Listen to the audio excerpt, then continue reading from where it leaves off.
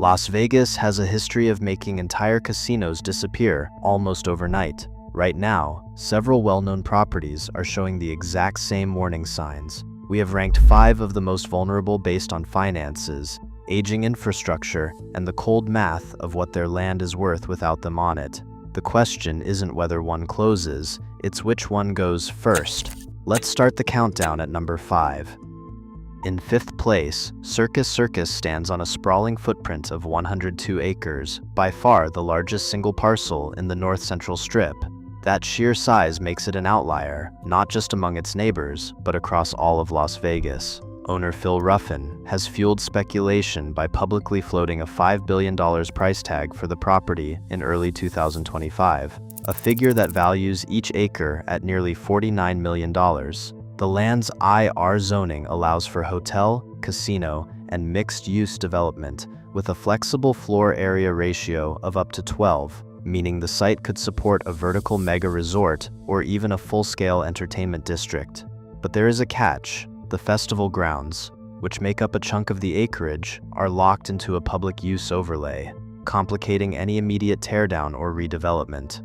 While recent renovations, like the $25 million elevator and lobby upgrade, signal ongoing investment, the real story here is the immense latent value of the land. No formal sale has been filed, but Ruffin's willingness to entertain offers sends a clear message. Circus is vulnerable, not because of failing business, but because the dirt beneath it may soon be worth more than the circus itself. But the next one is where things get serious.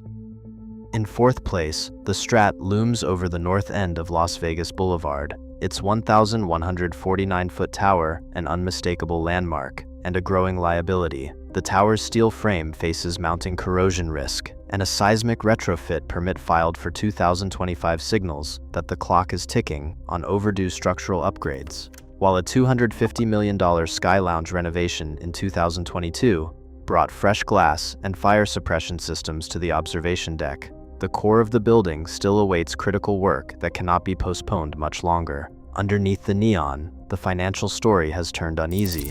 A $150 million refinancing comes due in late 2025, just as occupancy rates have slipped to around 68%, well below the Strip's 86% average. The Strat's North Strip location means it is cut off from the main flood of tourists. Weekday monorail boardings hover near 4,400, and only about half of those riders actually set foot in the casino.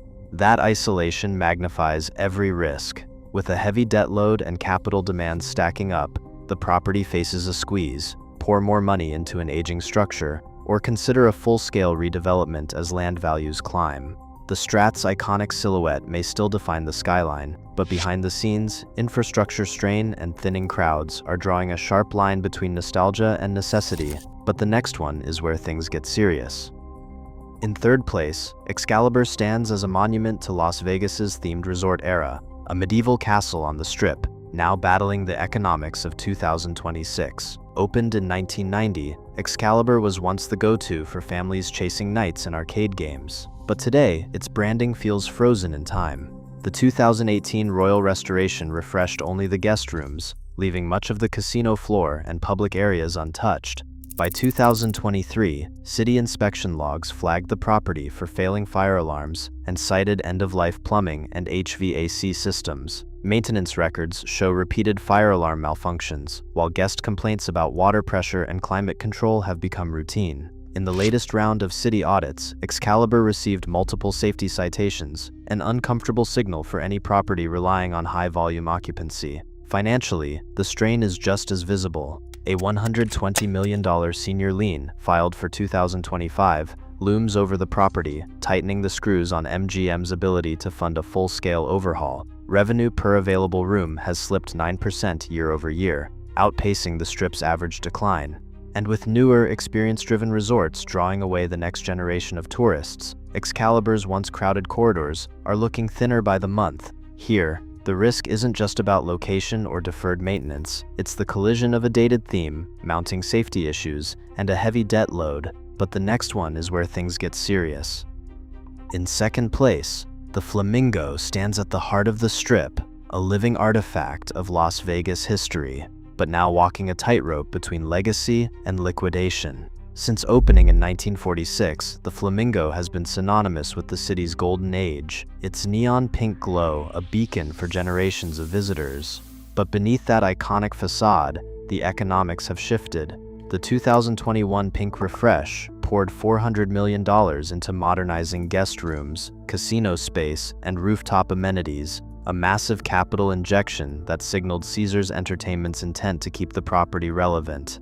Yet that investment came with a price. A $200 million bond package is still outstanding and tied to strict EBITDA covenants that leave little room for error if the market turns. What makes the Flamingo's position so precarious isn't a lack of popularity. Heritage tourism is actually up 2% heading into 2026, and the property's monorail station averages 4,500 boardings per weekday, keeping foot traffic strong. Instead, the real threat comes from the staggering value of its 23-acre parcel. With Central Strip land now fetching upwards of $50 million per acre, the Flamingo sits atop real estate that could command over $1 billion if redeveloped. For Caesars, the math is blunt. The land beneath the Flamingo may soon be worth more than the hotel itself, especially as luxury-focused mega projects reshape the skyline around it. Even as the Flamingo posts occupancy rates near 86% and enjoys a steady stream of nostalgia-driven guests, the pressure is mounting. Deferred maintenance on the historic pink curtain wall, flagged in the latest building code audit, adds another layer of risk. The tension here isn't about fading demand, it's about whether the economic incentive to sell or rebuild will finally outweigh the value of keeping a legend alive. In Las Vegas, even icons can be outbid by the future, but the next one is where things get serious. And finally, in first place, the Rio Hotel and Casino stands as the most at-risk property in Las Vegas. Opened in 1990, the Rio was once a symbol of off-strip ambition, famous for its sprawling all-suite towers and high-energy nightlife. Today, its isolation, 1.1 miles west of the Strip's core, has become a liability rather than an advantage.